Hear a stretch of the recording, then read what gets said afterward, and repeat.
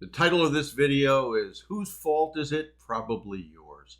A lot of times I see people that get into problems, and a lot of times that's based around fear. They're afraid to ask the hard questions. So I want to give you a couple examples of that.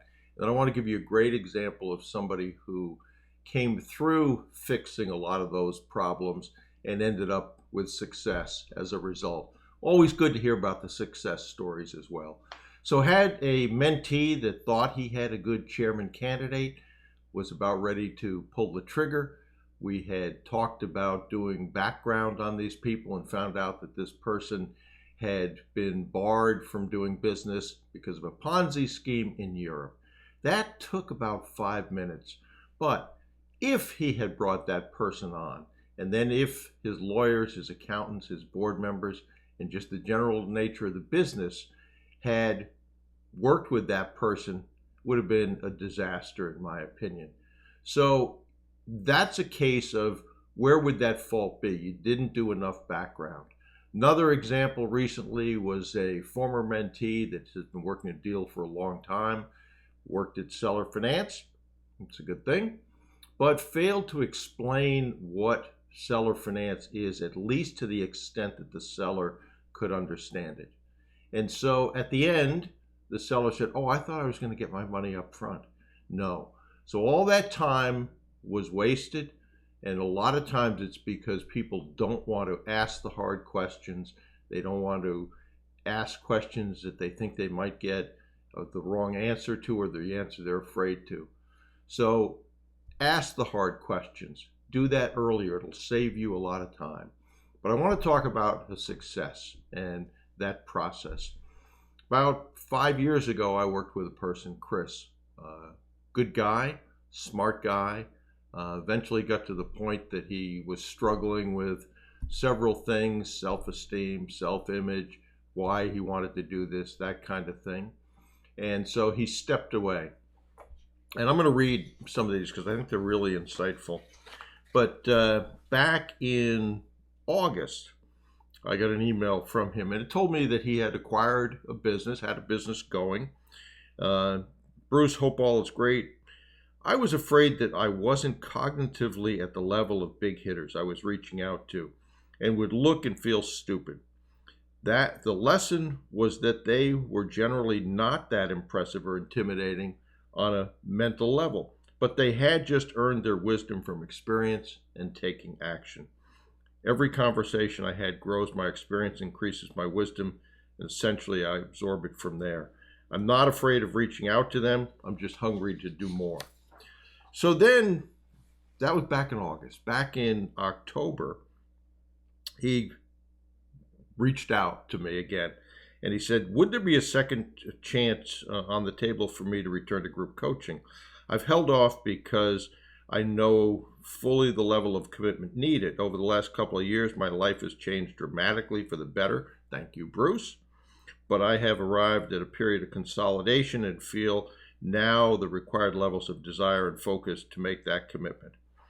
I would like to work towards the VIP, but don't think I'm quite there yet. So I replied to him, and I said, yes, you can rejoin. But group coaching is full with a waiting list. So is the VIP a problem because of where you are in the process or financially? And then he said, essentially, yes. But then he replied back and said, scrap that. My business can afford it. Why procrastinate? Would you mind if we discuss how to grow the business simultaneously with business acquisition, which of course I didn't have a problem with. And so he went back to determining what it was that he wanted to do. He thought about it and he decided to move forward. But I asked him, in this process, what's worked for him and how has he changed over these last 5 years? And he talked about the amount of work he did and finding something that he really could get behind. But he said, great, Bruce. This was where I told him he could start, and he has in fact started already. One more takeaway: the absolute importance of passion. It all changed for me when I started to pursue work of passion. I believe we're all hardwired for particular work. It can't be anything other than that, what the hard wiring is. People self-sabotage primarily because they're not engaged in a work of passion. They indulge in activities of escapism to get away from a life they are deeply unsatisfied with. Even in the business acquisition process, there can be escapism for those who do it half-heartedly just to distract themselves from their actual life. You cannot be truly serious about something you're not completely passionate about. Previously, I could not stop myself doing completely counterproductive activities, meditating, esoteric philosophy, CBD oil. That was my escape. Now I'm fully engaged in my passion at work, and I have zero desire or time for any of it. Those distractions, that is. So he had to go through a process where he became serious about doing this. He worked on his self-image, his self-esteem, and he's rejoined the VIP Mastermind. We did our first one-on-one. We do a one-on-one once a month in that program. And he was telling me about, he really feels like he's found his life's work. He really enjoys what he's doing now. He's getting up at 3 and 4 in the morning. And when he was contemplating to do this or not, his wife said to him, "You're a different person when you were pursuing this, and you should do it. And if you're not going to do it, I'm going to do it, and you can just bring me my fucking coffee."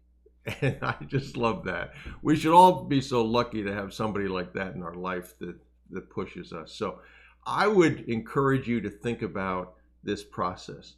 Know what to do. There's the Acquisition Advantage Bootcamp, which will tell you that. Get around people who can help you. The best I do is the VIP Mastermind. But the self-image, self-esteem, that's the barometer of this process and how successful you'll be. And for somebody like Chris, he's gone through that process. It took some time, but what a joy it was for me to talk to him again. I look forward to working with him again. It's one of the reasons that I still do this, is that I get a lot of enjoyment out of seeing people go through that journey, come out the other side successfully, and is in a much better place than he was. And so we're back on the acquisition program with him, and I'm looking forward to that. So if the VIP is something that interests you, go over to go.brucewhipple.com/VIP Mastermind. Look at what's involved with it. You're going to see sold out. That's because I don't take people who I haven't talked to and don't want to take their money, and that's the reason for that. You can certainly email me, bruce@brucewhipple.com, if you're interested. But Chris was a great example. There was some time in between there, but he re-engaged, had success, and I just love to see that. But it came with passion, a lot of hard work, and changing his mental attitude in pursuit of not the secret sauce that some people think is out there, but more realistically knowing the process, knowing why you want to do this, and then working hard at it and developing the passion to be able to do that. So hope that helps, and I hope that you put that into action. And for those that want to take a step in the direction that VIP Mastermind, I'd like to talk to you about that.